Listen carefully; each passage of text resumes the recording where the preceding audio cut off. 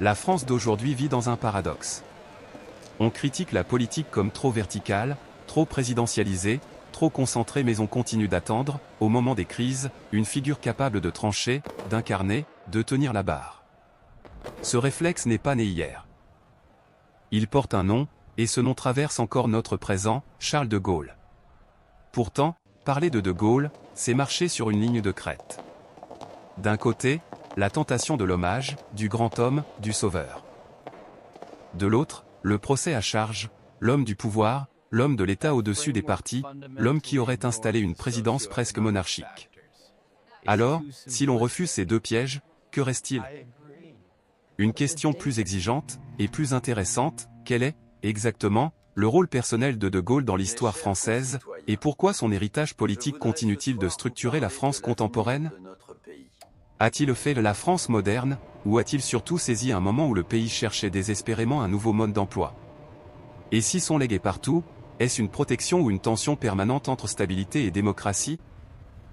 Pour comprendre, il faut revenir là où tout s'accélère, dans une France qui doute, qui vacille, et qui, au bord du basculement, choisit une architecture du pouvoir conçue pour durer. Pour comprendre pourquoi de Gaulle pèse encore sur la France contemporaine, il faut d'abord regarder la France d'avant de Gaulle, ou plutôt la France d'avant le gaullisme institutionnel. Après la libération, le pays veut tourner la page de l'effondrement de 1940 et reconstruire une démocratie. Mais la 4e République, née en 1946, porte en elle une fragilité, un régime parlementaire où les gouvernements tombent facilement, où les majorités se font et se défont, où l'État donne parfois l'impression de manquer d'un centre de gravité. Sur le papier, c'est la souveraineté du Parlement. Dans la réalité, c'est souvent l'instabilité, l'urgence permanente, la difficulté à décider vite quand le monde se durcit. Et le monde se durcit. La France n'est pas seulement un pays qui se reconstruit, c'est aussi un empire qui se défait. L'Indochine, puis l'Algérie, deviennent des fractures ouvertes. Ce ne sont pas des conflits lointains. Ils s'invitent dans la politique intérieure, dans l'armée, dans les rues, dans les familles. Ils divisent les partis, déchirent l'opinion, et surtout mettent l'État face à une question brutale, qui commande, quand l'autorité vacille? Dans ce climat, la peur n'est pas uniquement celle de perdre une guerre, c'est la peur de perdre le contrôle du pays lui-même, de voir la République glisser vers le chaos, ou vers une forme de coup de force. C'est là que le personnage de Gaulle prend une dimension particulière. Depuis 1940, il est plus qu'un homme, il est un symbole de continuité nationale. Mais au milieu des années 1950, il est aussi une possibilité politique, une option de secours dans l'imaginaire collectif. Beaucoup de Français ne connaissent pas les détails des débats institutionnels. En revanche, ils sentent l'épuisement, ministère qui change, crise après crise, sentiment d'impuissance. Le pays vit avec une question sourde, la République peut-elle tenir si elle n'arrive pas à décider? Et quand l'histoire accélère, ce type de question devient explosif. Ce contexte est essentiel, parce qu'il évite un piège, croire qu'un seul homme fabrique un pays à lui tout seul. Non. Un homme devient décisif quand une structure entière le rend possible, quand une société, fatiguée et inquiète, cherche une issue. La France de 1958 n'est pas une page blanche. C'est une démocratie instable, une guerre qui empoisonne tout, des institutions contestées, et un besoin collectif de stabilité qui monte comme une marée. C'est dans cette France-là que l'on va comprendre comment de Gaulle devient non seulement un acteur mais le point de convergence d'une transformation qui va réorganiser durablement le pouvoir. Si l'on s'arrête à l'année 1958, on risque de croire à un miracle politique, à un simple retournement de situation. Mais ce qui arrive alors est le résultat de causes profondes, lentes, presque souterraines. Et ces causes expliquent pourquoi l'empreinte de Gaulle ne s'est pas effacée, elle s'est incrustée dans un besoin français, récurrent, de cohérence et d'autorité de l'État. D'abord, il y a un héritage de longue durée. En France, l'idée d'un État fort n'est pas une anomalie. C'est une tradition. Depuis la centralisation monarchique, puis l'administration napoléonienne, puis la République qui s'organise autour d'un appareil administratif puissant, la France pense souvent l'unité nationale à travers la solidité de l'État. Cela ne veut pas dire que les Français aiment l'autoritarisme. Cela veut dire qu'ils redoutent le vide. Quand l'État semble faible, la crainte n'est pas théorique, elle devient existentielle. Et sous la 4e République, beaucoup ont le sentiment que l'État parle trop avec des voix différentes, qu'il hésite, qu'il se contredit, qu'il n'incarne plus une direction lisible. Ensuite, il y a le traumatisme politique de l'instabilité. Les crises ministérielles répétées ne sont pas seulement un détail de spécialistes. Elles produisent un effet psychologique, elles donnent l'image d'un pays incapable de se gouverner. Or, dans un monde de guerre froide, de blocs, de menaces, de décolonisation explosive, l'impression d'impuissance devient insupportable. La question se transforme, ce n'est plus quelle politique choisir, mais avons-nous les moyens institutionnels de choisir quelque chose, et de tenir cette décision? Il y a aussi, et c'est crucial, la fracture coloniale, surtout algérienne, qui agit comme une pression mécanique sur le système. L'Algérie n'est pas une crise parmi d'autres. Elle est une crise de souveraineté, une crise de légitimité, une crise de commandement. Qui décide? Le gouvernement? Le Parlement? L'armée sur le terrain? Les Européens d'Algérie? Les forces indépendantistes? Chaque réponse affaiblit une autre, et l'État, pris dans des injonctions contradictoires, vacille. Cette situation révèle brutalement les limites d'un régime où l'exécutif peut être renversé, où la stabilité dépend de coalitions fragiles, où l'autorité se dilue précisément au moment où elle devrait se concentrer. Et c'est là qu'apparaît une cause profonde plus subtile, la recherche d'un arbitre. Quand les partis s'affrontent et se neutralisent, quand les coalitions paralysent, une société peut finir par désirer une figure qui se situe au-dessus, non pas pour écraser le débat, mais pour trancher quand le débat devient stérile. De Gaulle comprend cette attente. Il ne l'invente pas, il la capte. Il formule une promesse simple, l'État doit pouvoir décider, durer, tenir. Et pour cela, il faut modifier l'architecture du pouvoir. Enfin, il y a une dimension presque culturelle, en France, la politique est aussi une mise en scène du collectif. On attend une parole qui rassemble, une figure qui incarne la nation, surtout quand tout se disloque. Ce besoin d'incarnation, De Gaulle l'a appris dans la guerre. Il sait parler au pays comme à une communauté historique. Et face à une république fragmentée, cette capacité d'incarner devient une force politique. Voilà pourquoi le rôle de Gaulle ne peut pas être raconté comme l'histoire d'un héros solitaire.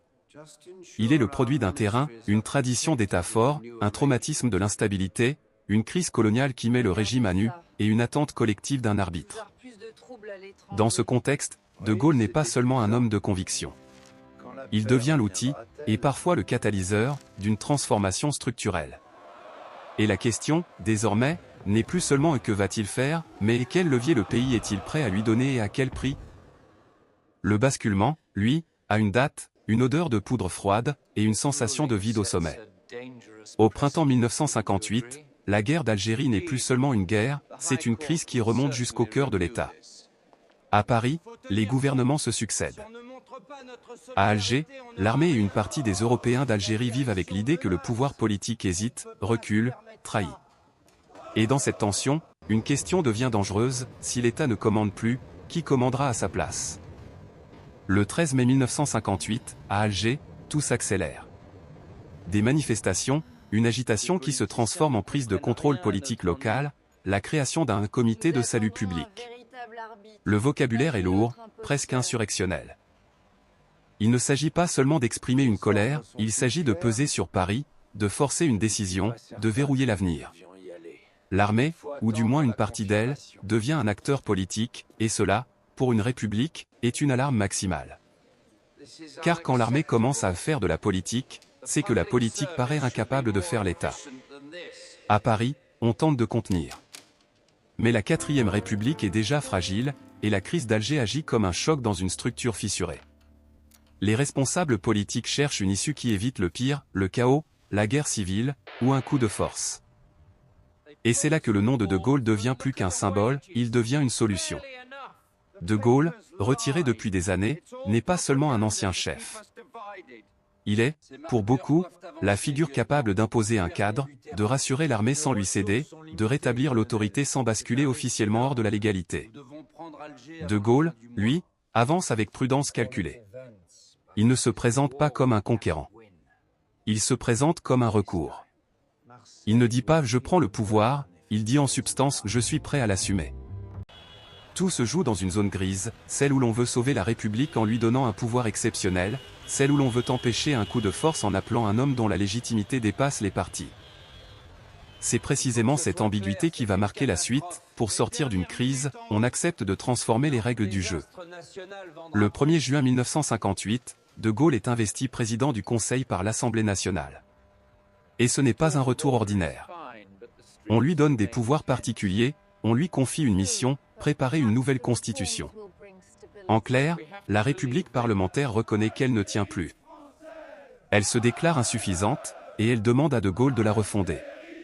Cette décision est capitale, parce qu'elle fait basculer le débat du terrain politique quotidien vers le terrain institutionnel. Ce ne sera pas seulement une nouvelle majorité, ce sera une nouvelle architecture.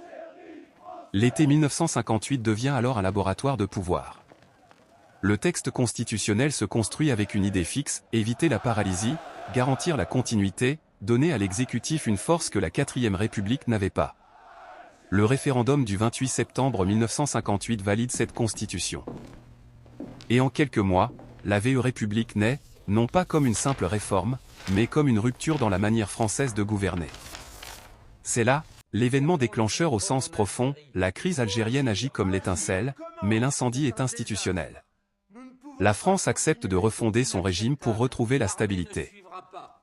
Et De Gaulle se retrouve au centre de cette refondation, non seulement comme un homme providentiel, mais comme le point d'équilibre entre la peur du désordre et l'espoir d'un État qui tient. La suite va montrer ce que cela produit, une présidence plus forte, une nouvelle relation entre le chef de l'État et le peuple, et une question qui ne cessera plus de revenir jusqu'à notre présent, quand on renforce le pouvoir pour sauver la démocratie, où place-t-on la limite? Une fois la VE République née, l'essentiel ne se joue pas seulement dans des textes. Il se joue dans une manière de gouverner, dans une mise en scène du pouvoir, et dans une série de décisions qui vont donner à la nouvelle constitution sa vraie couleur. Car une constitution n'est pas une machine neutre, elle devient ce que ceux qui l'utilisent en font. Et De Gaulle va l'utiliser comme un chef d'orchestre utilise une partition, pour imposer un tempo, une hiérarchie, une direction. Premier mouvement, installer un centre de gravité. Sous la 4e République, le pouvoir semblait dispersé, négocié en permanence, fragile. Sous la VE, le pouvoir doit être lisible. De Gaulle veut un exécutif capable de tenir face aux crises. Le gouvernement existe, le Premier ministre gouverne, mais l'Élysée devient le point de référence, l'endroit d'où l'on donne le sens. Ce n'est pas forcément écrit mot pour mot comme cela dans chaque article, c'est une pratique. De Gaulle assume une posture, le président n'est pas un arbitre effacé, c'est une autorité qui fixe le cap. Deuxième mouvement, relier directement le chef de l'État au peuple. Et là, on touche au cœur du gaullisme politique. De Gaulle se méfie des partis, qui l'accusent de fragmenter la nation, de confisquer la décision, de transformer la politique en combinationnie. Il préfère l'idée d'un dialogue direct entre le peuple et celui qui incarne l'État. Cette logique se voit dans la manière dont il parle, dans ses conférences de presse, dans ses allocutions, et surtout dans son usage d'une arme démocratique mais redoutable, le référendum.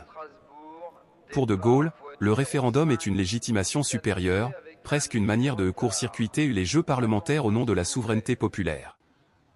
Et ce lien direct se renforce encore avec un tournant décisif, 1962. Cette année-là, De Gaulle fait adopter, par référendum, l'élection du président de la République au suffrage universel direct.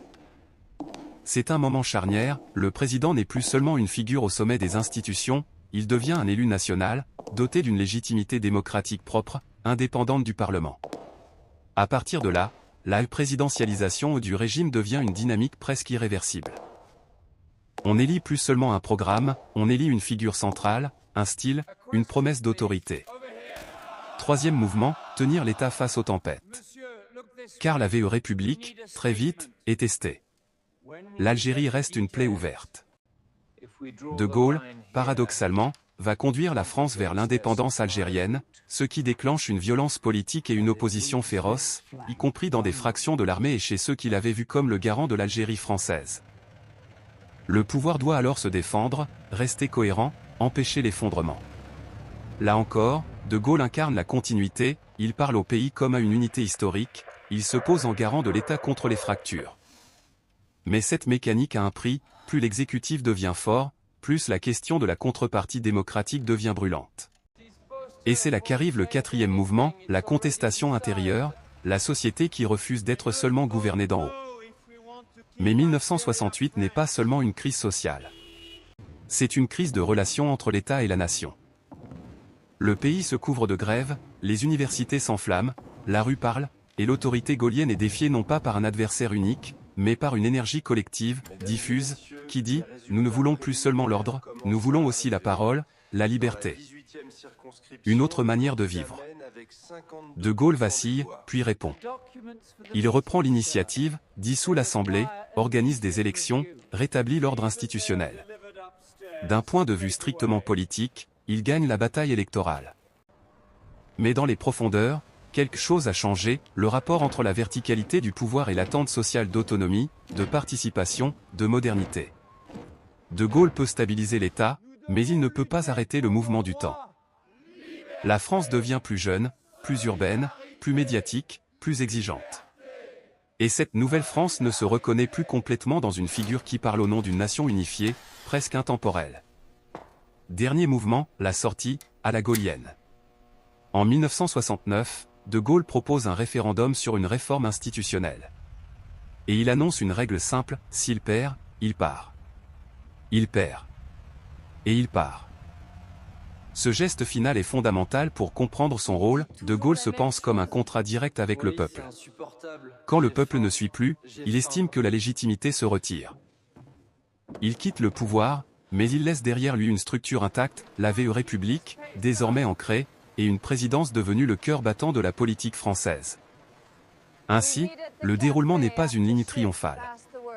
C'est une construction, faite d'actes, de crises, de réponses, et de conflits. De Gaulle ne crée pas seulement un régime, il lui donne une pratique, une culture, une verticalité.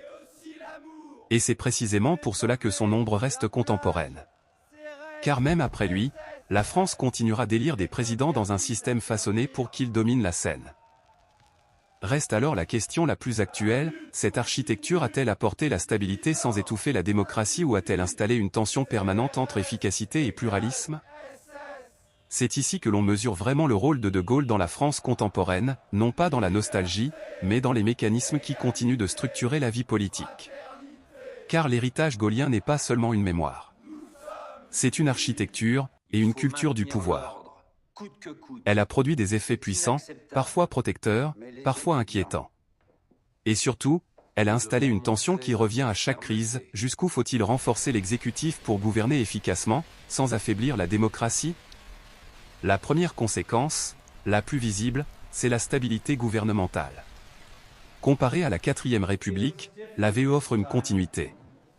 Les gouvernements ne tombent plus au rythme des coalitions fragiles. Le pays peut conduire des politiques plus longues, planifier, tenir une ligne.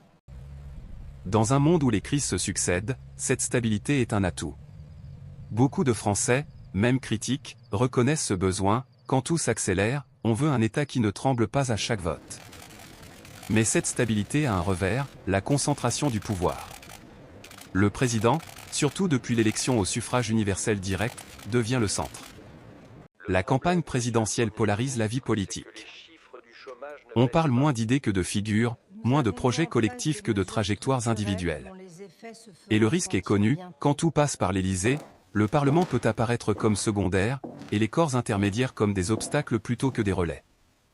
C'est là une limite fondamentale du modèle, la personnalisation. Le système, conçu pour éviter la paralysie, fabrique un théâtre où l'on attend du président qu'il soit à la fois stratège, protecteur, décideur, et parfois même consolateur national. Ce poids est énorme, et il pousse naturellement à une verticalité accrue. On reproche ensuite au président d'être trop seul, trop jupitérien, trop éloigné. Mais c'est aussi le régime qui le produit ainsi, il l'élève au sommet, puis lui demande de tout porter. Deuxième conséquence, le rapport entre le peuple et les institutions. De Gaulle a renforcé l'idée d'un lien direct, presque plébiscitaire, entre le chef et la nation. Cela a une force démocratique réelle, le président est choisi par tous, il reçoit un mandat clair. Mais cela peut aussi fragiliser la démocratie au quotidien, celle des compromis, des débats, des représentations multiples. Quand la légitimité est concentrée dans une élection centrale, tout le reste peut sembler accessoire. Et quand les citoyens ont le sentiment que leur voix ne compte plus qu'une fois tous les 5 ans, la frustration monte. Troisième conséquence, une culture politique de la décision rapide, parfois au détriment du consensus. La VE République favorise l'efficacité. Or, dans une société plus fragmentée, plus pluraliste, plus sensible aux injustices, l'efficacité sans discussion peut être vécue comme une violence. Et cela nourrit un paradoxe contemporain, plus l'État décide vite, plus il peut déclencher une contestation intense. Les crises sociales deviennent alors des crises de légitimité, on ne conteste pas seulement une réforme, on conteste la manière dont elle est imposée, la sensation d'un pouvoir d'en haut. Et puis il y a une limite encore plus moderne, que De Gaulle n'a pas pu anticiper, la transformation du monde politique par l'Europe, la mondialisation et les médias. La figure du président tout-puissant se heurte à des contraintes extérieures, traités, marchés, interdépendances, institutions européennes. Le président reste central dans la mise en scène nationale, mais une partie des décisions se joue ailleurs, ou sous contrainte. Résultat, un effet de déception. On élit un président avec des attentes immenses et on découvre qu'il ne peut pas tout. Le modèle gaullien promet une capacité d'action, le monde contemporain impose des limites. Cette contradiction alimente le désenchantement démocratique. Enfin, il y a la question la plus sensible, l'équilibre entre l'État et la société. L'héritage de Gaulle a renforcé l'État comme pilier. Mais une démocratie vivante a besoin de contre-pouvoirs, de médiation, d'une culture du dialogue. Quand l'État devient trop central, il peut étouffer, ou du moins donner l'impression d'étouffer. Et quand la société se sent étouffée, elle cherche d'autres voies, la rue, les réseaux, la contestation directe, parfois la radicalité. C'est là que l'on comprend la France contemporaine, elle hérite d'un système pensé pour la stabilité, mais elle vit dans une époque d'hyper-attente, de fragmentation, de crises multiples. La VE République, dans sa logique gaulienne, offre une réponse, un centre qui tient. Mais elle porte aussi une fragilité, quand ce centre est contesté, tout vacille. Le régime gagne en efficacité ce qu'il risque de perdre en adhésion. De Gaulle a donc laissé une structure qui protège contre l'instabilité et qui fabrique en même temps des conflits sur la verticalité. Son héritage est une solution, mais aussi un problème. Et c'est précisément pour cela qu'il reste contemporain, parce que la question qu'il a tranchée en 1958 revient sans cesse sous une autre forme aujourd'hui. Comment gouverner un pays exigeant, pluraliste, souvent inquiet, sans se perdre dans l'impuissance et sans se perdre dans la concentration du pouvoir? Alors, au terme de ce parcours, que peut-on dire, sans idolâtrer, sans caricaturer? On peut dire une chose simple, mais décisive, De Gaulle n'est pas seulement un personnage du passé. Il est une manière française d'organiser le pouvoir, une manière de penser la continuité de l'État, et une manière de répondre à la crise. Son rôle dans la France contemporaine ne tient pas à une statue, ni à une légende. Il tient à une mécanique que l'on utilise encore, parfois avec gratitude, parfois avec colère. De Gaulle n'a pas inventé seul la France moderne. Il a rencontré un moment où la France cherchait une sortie, où l'instabilité devenait dangereuse, où la guerre d'Algérie faisait trembler la République, où l'État semblait au bord de la rupture. Dans ce moment, il a été un acteur décisif, parce qu'il a su transformer une crise en refondation. Il a donné au pays une architecture conçue pour durer, un exécutif fort, une présidence centrale, une continuité institutionnelle. Et sur ce point, il faut reconnaître une efficacité historique, la VE République a tenu là où la 4e République s'était épuisée. Mais cette efficacité n'est pas gratuite. L'héritage gaullien a un prix politique, la verticalité. À force de placer l'autorité au sommet, on crée une attente immense envers un seul homme ou une seule femme, aujourd'hui et on affaiblit mécaniquement la patience démocratique du quotidien, la négociation, le compromis, la représentation multiple. La France contemporaine vit avec cette tension comme avec une cicatrice, elle veut un État fort, mais elle se méfie du pouvoir trop concentré. Elle veut un président qui tranche, mais elle refuse d'être gouvernée comme si le débat était une formalité. Elle cherche la stabilité, mais elle réclame la participation. Et c'est là, peut-être, le véritable rôle de Gaulle aujourd'hui, avoir rendu permanente une question qui ne se résout jamais complètement. Comment concilier l'efficacité de l'État et la respiration démocratique? Comment éviter l'impuissance sans basculer dans l'hyper-présidence? Comment faire vivre un régime né d'une crise, dans une époque où les crises se renouvellent sans cesse, mais où la société est plus pluraliste, plus critique, plus exigeante qu'en 1958? Si De Gaulle reste si présent, c'est parce que la VE République continue de mettre le président au centre du récit national. Chaque élection présidentielle ressemble, d'une certaine manière, à une répétition du geste fondateur, choisir un visage pour incarner l'unité, confier au sommet la mission de tenir. Mais le monde a changé. Les contraintes européennes, l'économie globale, l'information instantanée, la défiance envers les institutions, rendent l'illusion du tout-puissant de plus en plus fragile. Le président demeure central, mais il ne peut pas tout. Et cette différence entre la promesse du système et la réalité du monde alimente la déception, parfois la colère. Alors, faut-il admirer De Gaulle? Ou le condamner? Ni l'un ni l'autre. Il faut le comprendre. Comprendre qu'il a répondu à un besoin de stabilité, et que cette réponse a façonné durablement le pays. Comprendre aussi que la solution d'hier crée les débats d'aujourd'hui. De Gaulle a laissé une France gouvernable, mais aussi une France qui discute sans cesse de la manière dont elle est gouvernée. Et au fond, c'est peut-être là une forme de continuité républicaine, un régime assez solide pour durer, et assez contesté pour rester vivant.